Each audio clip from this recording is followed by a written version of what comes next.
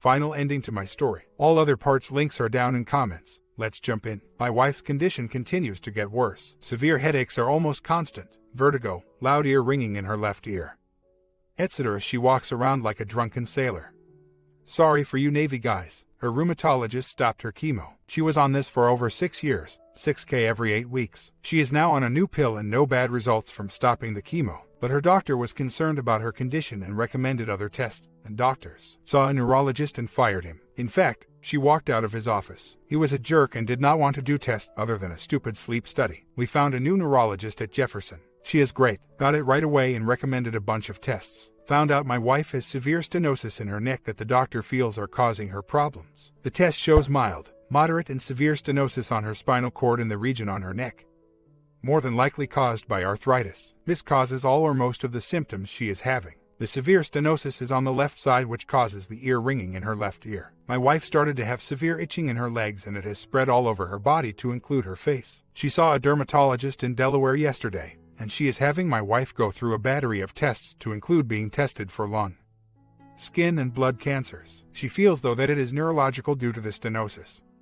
but she is also being cautious, thus other tests. My wife was pleased with this doctor in that she had read all my wife's recent tests prior to my wife's appointment. She was very thorough. Based upon the tests that she has had, she still has tons of blood work and biopsies to have done. The neurologist set her up to see a neurosurgeon. At the end of March, she will see the neurosurgeon and later in the day see her neurologist. Unfortunately, the severe stenosis can lead to permanent paralysis if not treated. The 3 types of surgeries that could be done are problematic, and that too could lead to a permanent neck brace and at least 6 months of recovery. The typical recovery period for one of the surgeries for a woman my wife's age is at least 6 months or longer. We will not know if surgery is an option until we meet with the neurosurgeon later in March. My wife typically goes to bed early in the evening as her condition worsens later in the afternoon through the evening. By evening she is typically curled up in a ball. She gets up around 3 a.m. or 4 a.m. due to the headache and itching. She typically has a Bible verse for me in the morning and we read the scriptures and pray every morning and evening. This morning my wife prayed, Lord,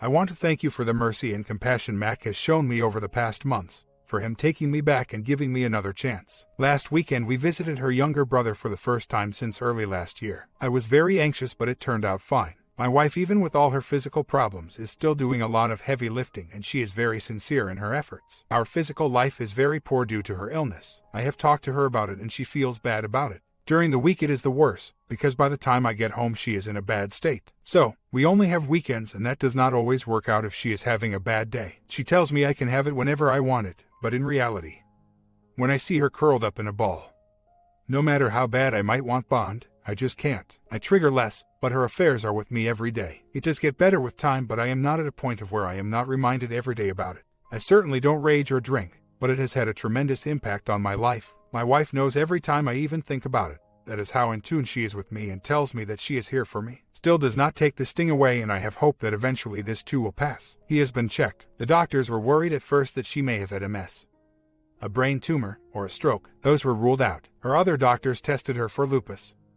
The aunt tested her for inner ear issues to include Meniere's, and it all pointed to a central nervous system issue. The rheumatologist was worried about central nervous system lupus caused by her chemo, and that was ruled out. And many of her other tests ruled out things, but never until now did her tests reveal the cause. Even though she has severe stenosis, we still have to see what the neurosurgeon says. The dermatologist that she saw yesterday believes her itchy skin is also caused by this, as her central nervous system issues can cause the nerves in her body to itch. But certain cancers can cause itching, so she wants to rule cancer out, e.g.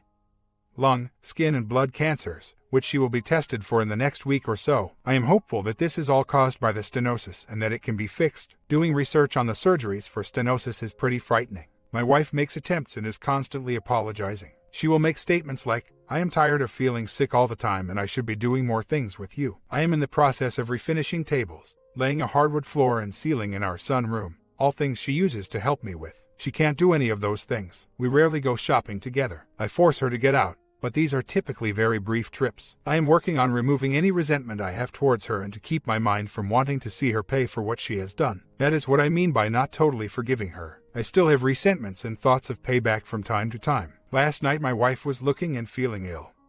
This morning she looked like hell. I told her last night that I feel somewhat lonely in all this. She was crying and felt horrible. and we were talking a little, and this is when I spoke of feeling lonely. She said she does not want me to feel lonely. I know she is depressed, and I have talked to her about it. I know she is frustrated with all the wasted time with various doctors. If we had gone to this new neurologist in the beginning, we would have seen the neurosurgeon months ago. And she is frustrated with that. I am getting to a point of accepting what happened with my wife's affairs. I don't want to come across as arrogant, but I still see no fault in myself as far as causing my wife to do what she did. All the excuses that she threw up at me over the years have no merit. As she said, she became lost, selfish, self-centered, and did not care. And she said it had nothing to do with me. Presently I do have a plan for self-care, and I just have to change a few things around the house, and I will be able to do a little more for me. About 2 months later, my wife continues to get worse. She is having numbness and tingling in her left leg and hip. This started within the last 2 weeks. She started physical therapy, and her therapist is very concerned, but we can't see the neurosurgeon any sooner. The past 2 days she looks like hell. I just took her to the store and she had to lean on me as she could not walk by herself. She is having problems going to the bathroom. Her new dermatologist thought she might have cancer in addition to her central nervous system issues. Ultrasound and other tests showed no cancer. Her one foot is going numb. Her walking ability is becoming worse. We see the neurosurgeon on end of the month. The diagnosis of severe stenosis points to all her issues, to include the severe itching skin. I looked at her MRI and MRA, and the MRI clearly shows the bone. If I remember correctly, it is C4 and C5 in her neck, pushing against the spinal cord. She sleeps a good bit of the day and can't do much. Her oldest brother has a parishioner in his church that had the same thing, and almost didn't make it. After the surgery, he has to learn to walk again as he lost that ability. And the recovery period, we are told, is a long process. Right now, we are thinking that there are possible procedures: fusion and total disc arthroplasty, which is a newer procedure, basically fusing the bones or replacing them. On the positive side, I was on our FB today and forgot I left it on at work. She started chatting to an old college friend of hers that I had sent messages to about my wife's cheating. My wife did not know I was on, and she said very positive things about me. Ironically, all the previous posts of me complaining about my wife's cheating to this friend are all still on there, and my wife did not delete them. As serious as this is, the doctors do not look at this as an emergency. Serious, yes, requiring emergency care. No, we have a request for an earlier appointment. We have looked at other neurosurgeons, as my insurance allow us to go just about anywhere without a referral.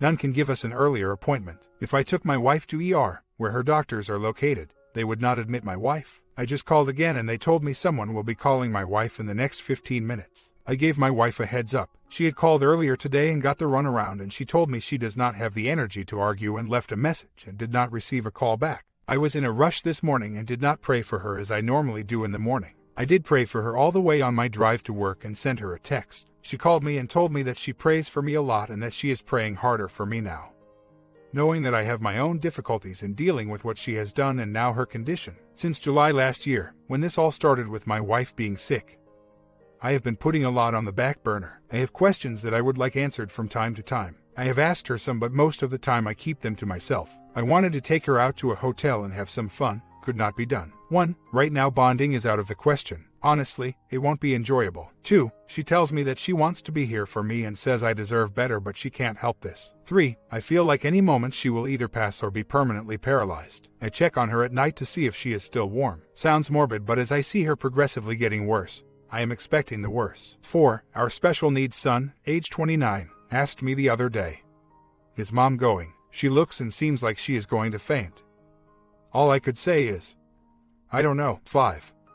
I don't believe in karma per se, but it does seem to me that there is some type of divine intervention going on here. I am going to put on my theological hat. Suffering, as I understand it, can happen to anyone, good or bad. The Bible says, the rain falls on the just and the unjust. Suffering is one of those great mysteries. Job never got an answer as to his suffering. David in the Psalms wrote about the prospering of the wicked. There are cases in the scriptures where good people suffered badly, and other cases where they were blessed beyond measure in this life. Some evildoers were punished or even had their lives end abruptly, and in other passages, evildoers seem to have no consequences at all for their evil deeds. The righteous can suffer as well as the unrighteous, and both can be blessed in this life. I will never understand it, nor do I lose sleep over it. Pain, suffering, and evil are things that many theologians, philosophers, have tried to address. Whether you come from a secular point of view or a religious one, as I have read quite a bit on this subject over the years, it seems that there are no answers. But I do subscribe to a view that there are some good attempts. 6. I am at a loss right now. I had to put many things that I wanted to deal with in R on hold. I am somewhat okay with it under the circumstances. I feel pity for my wife. She has done a lot to bring about healing, by being transparent, answering questions, not blaming me, praising me, etc., but physical intimacy has died. There is little emotional support right now from her, and this is not her fault. When I say my wife is ill, I mean she is very ill. Is this fair? Hell no. I bent over backwards, and if I told you all what she did to me, what I found out she did to me, you would more than likely puke your liver and spleens out your noses. 7. Last year, even with good health insurance, I paid more than 5 Kelvin out of pocket for her medical care. This year, I will be spending more than 8 Kelvin out of pocket. So much for affordable care. And I am not a wealthy guy. I live paycheck to paycheck. My wife had to quit her job. All my medical stuff is free due to being considered a disabled veteran. So I pay absolutely nothing for my care. Yeah, I am ranting. I feel like my head is going to explode. I have not cried in almost a year and I feel like I could. Am I going to be okay? Yes, I have Christ in my life and I am sure that there is nothing that I can't bear as long as He is in my life. I am not saying that I don't need to talk to someone. I will shortly. I am not saying that I am above seeking worldly help. I am going to in a few minutes. But this too will pass and I will make it. Just feel overwhelmed by it all. Talk to the neurologist. We are leaving for the ER in a few minutes. He feels that there was a spinal cord episode and wants her to be seen right away. Long night. Saw a neurologist and neurosurgeon. My wife is getting another MRI as I write this. They want to compare this one with the one she had in February. She is now having problems urinating and can't walk unassisted. This started 3 days ago. The neurologist was sticking her with a pin on her face, arms, and legs, and she only felt a sharp prick near her lip. She said all the rest was a dull object. Update: my wife spent last weekend in the hospital. I called a neurologist who insisted I take her to the ER. My wife started having problems going to the washroom along with everything else. Long story short, spent Friday night till Monday evening in the hospital. Met with over 6 neurologists, over 3 neurosurgeons, to include the chief of neurosurgery, urologists, and a host of other specialists. Over 2 hours of MRIs, massive blood work and other tests. She was discharged Monday with a walker. Now she has to use a walker. Nothing definitive, very frustrating. Ruled out everything again, brain tumor, MS, lupus, etc. The 2 last neurologists we met with stated often in neurology they can't figure everything out and they wish they could. All I can say is my wife keeps getting worse. She is scheduled to see a neuro-ophthalmologist in June, has started vestibular therapy, and will follow up with neuro. If you look up the symptoms of multiple sclerosis, you basically will see all the symptoms my wife is having. Last week she started having issues with her bladder, not being able to get a stream going or keeping it going without pushing extremely hard. The urologist thinks it is all related to her neck issues, as does her main neurologist, yet the MRIs show that the stenosis is not as severe as they thought. So now my wife has a brand new walker. I find myself perplexed at all of this. Part of me says she deserves it, yet I am the one holding it all together, having to take care of her, etc. It is an awful weight to carry. There are things I want to discuss about her affairs, but since about July last year, I have basically said very little about it. I know she feels bad about the whole thing and has mentioned again that I deserve better than this and that she should be supporting me. I think I could have dealt with this disability under normal circumstances. But the fact that she had affairs for the past 3 years really is a hard pill to swallow. The biggest issue is she continues to get worse. There has been no plateau. Last week was the start of her urinary problems. With each new symptom it just adds to her misery. It does seem to be some type of central nervous system disorder. I have been around the medical field enough to know that some things never have a firm diagnosis. She put the walker away saying she is humiliated to use it. I will encourage her to use it. We went out a little earlier and she had to hang on me the entire time. She is too unsteady with a cane. My wife did care for my feet when I came home. She gave me a pedicure and foot massage. I fell asleep. Our golden retriever fell asleep with his head on my stomach, and our little mixed dog, Rosie, curled up on my chest and fell asleep. As far as remorse, I see it in my wife. Frankly, I can bring things up about the past and she will talk about it, but I have been hesitating for months. As far as faking it, there are too many tests that show she has severe arthritis, as she was on chemo for this for over 6 years, and has a few joint deformities. The stenosis in her neck is real, though not as severe as they told us in February. So, I do believe something is seriously wrong with her. No pun intended. I actually kind of hit the wall. So, this past weekend I started getting my wood shop in order. I have several projects I put on hold and just started piling things up. So I put a lot of things away and have my workspace back and will get working on 2 tables. One just needs refinishing, another one I am building from scratch with savaged American chestnut. I basically have all the things done and just need to join the planks for the tabletop and figure out what type of legs I will make.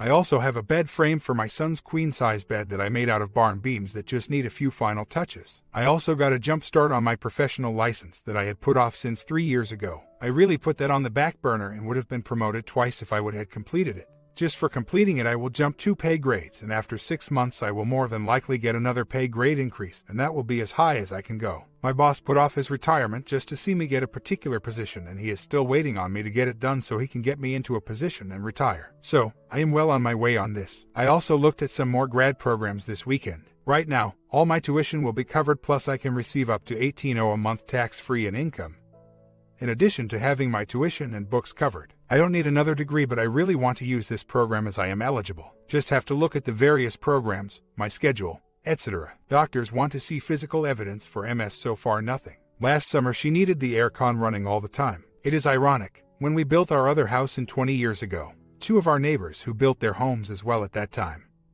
Now the 2 wives both have MS. They are a few years younger than my wife, but it is very ironic. The land that we built our house on was an old city dump. It was 11 acres inside the city limits that was pasture land for a small daily farm. I remember the barn. Can't say when the farm was sold, but the barn was vacant for many years and then remodeled into a business and has since been torn down and replaced with a church. I suspect the farm and the cows were gone by the 70s. When we were having our foundation dug, we found out it was an old city dump site. Our house is built on a double foundation. We dug down till we hit virgin soil. If you stand on the basement floor, there is 10 courses of 12 inches block that goes down to the footers, and that was all filled in with dirt. So, the footers for the house are about 12 feet below the basement floor. I was there for the construction and did a lot of the work myself. When they were excavating for the footers, there was bricks, block, Belgian block, asphalt, terracotta sewer pipe, concrete, and a few cans of lead paint. I was told that the site was used for the sewer works to dump some of the stuff they dug up when they repaired sewer lines in the city streets. Can't say how long ago. Never had the soil tested. The next door neighbor had the same issue as us with having to dig down, but the other neighbor did not.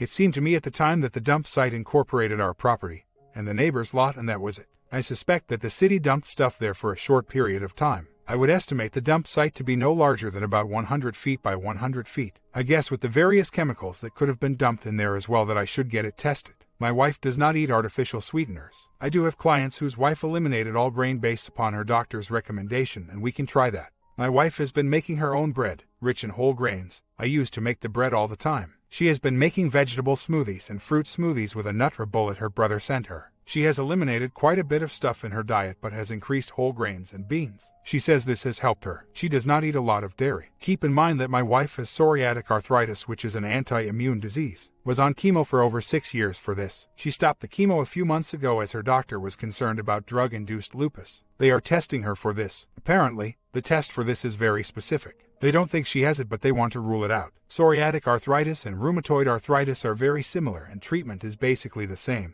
But my wife's doctors looked at my wife's symptoms, and based upon my research they are correct. So, my wife has changed her diet fairly radically. We will look at the grain issue, as I have heard about this as well. I do think though that it is all anti-immune related. Also, with the stenosis of the cervical spine due to arthritis, that just adds to it all. Her new rheumatologist agreed with the former one my wife was seeing and does not want to start chemo at this point. My wife was seeing her former rheumatologist for several years, and on her last visit a few weeks ago, she told my wife that her symptoms are beyond her scope of practice, and my wife stated that she was going to start seeing a new one the following week. So it was a very appropriate visit. The new rheumatologist stated that she is willing to explore all possibilities at this time and scheduled a host of more tests to include a repeat of some of the past ones. My wife had another 13 vials of blood taken last evening. I think this was the least amount since she started having blood tests. Her neurologist's visit yesterday revealed that my wife may very well have a very rare condition, but only time will tell. The doctor saw my wife's newest symptom, red and warm hands and feet, and talked a little about it. I forget what she called it. And my wife said that her other foot has started to go numb, and that is new. About a month later, took some time off work to get our other house on the market. Our youngest son has been living there. Met with a realtor, had a plan to get it on the market by the beginning of August, and then my youngest son decided he wants to buy it and gave me an offer. He is approved for a mortgage and we don't need a realtor. A win-win. My wife continues to see more specialists and more tests. She has been diagnosed with many errors, but that is only one of her problems. She may have her hearing eliminated, chemically, in her left ear.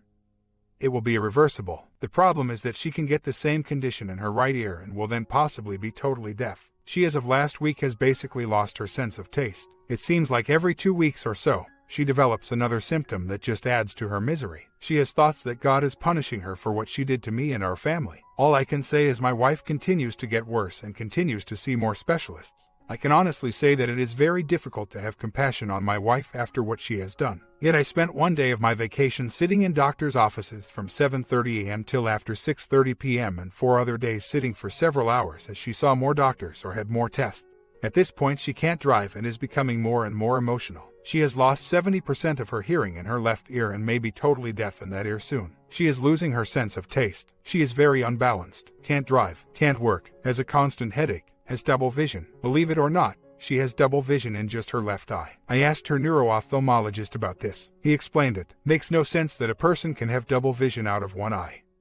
Yet it is not uncommon. She has trouble urinating. And I can go on and on. I have enough things to keep me busy that I enjoy doing, and it does offer a distraction. But this is emotionally draining at times. About 3 months later, my wife's health condition has been up and down. I had to take her to the ER this past Friday. Her family doctor told her to go as they thought she was having heart issues. Her heart is fine. Her potassium was low and it was causing fatigue. She has developed peripheral neuropathy and we don't know the cause of this. She got a hearing aid and that is helping her with her Meniere's. I had a swallowing issue that started when I was in Iraq. I have had many tests done since 10 years ago. Finally, I had a test done a little over a month ago that finally identified my condition. It is a long story, but they sent me drugs without explaining which ones to take and which ones to discontinue. I ended up in the ER 3 times. One of those times I came very close to having a heart attack due to the interactions of the medication and receiving no clear instructions. After my near-death experience, the other meds they put me on sent me to the land of confusion, and once again I went to the ER. They now have it straightened out. Triggers. I have not had that many in the past several months until 2 weeks ago and yesterday. The first one had to do with my wife going to an Eagles game with her brother and nephew. My wife became an Eagles fan out of the blue in the summer previous year.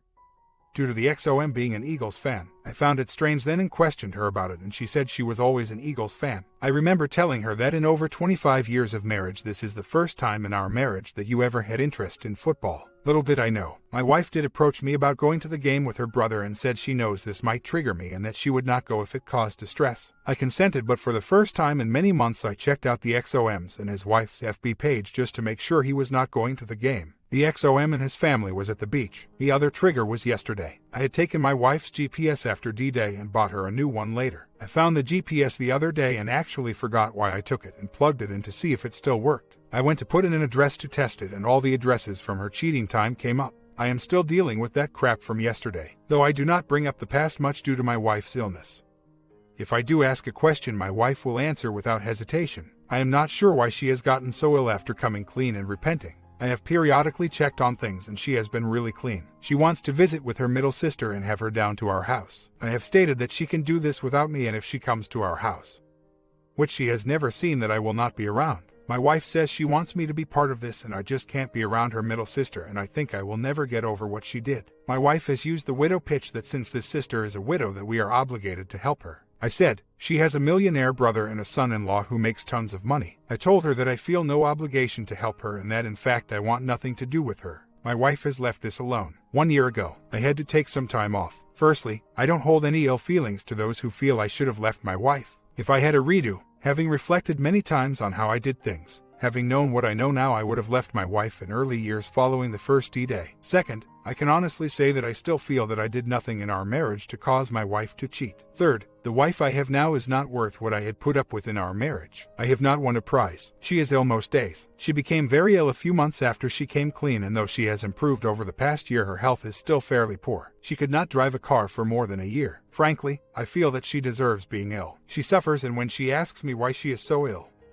I answer with I don't know why, yet in the back of my mind I feel she is being punished. She has reunited with her middle sister, and her middle sister was involved with some of her cheating over the years. I saw her on set in at a wedding a month or so ago, and my sister-in-law looks horrible. She can barely walk, has agoraphobia, is in a constant state of a big pity party, and asked me at the wedding, pleading with me to tell her what is wrong with her. I simply told her, I have no idea. I could diagnose her. As I said, she has agoraphobia, plus anxiety disorder, panic attacks, etc., etc. And as I witnessed on set, I said to my wife that her sister looks horrid. If there is a karma bus, both my wife and my sister-in-law got hit hard by it, and they are still being drugged down the street. Fourth, I stay busy doing things around the house. My woodworking shop continues to grow. I have American chestnut beams in half my 2-car garage, and I am slowly getting them ready for various projects in my house. Fifth, my job is going well. For whatever reason, I get the worst cases from a mental health perspective to deal with in counseling. If a person has schizophrenia,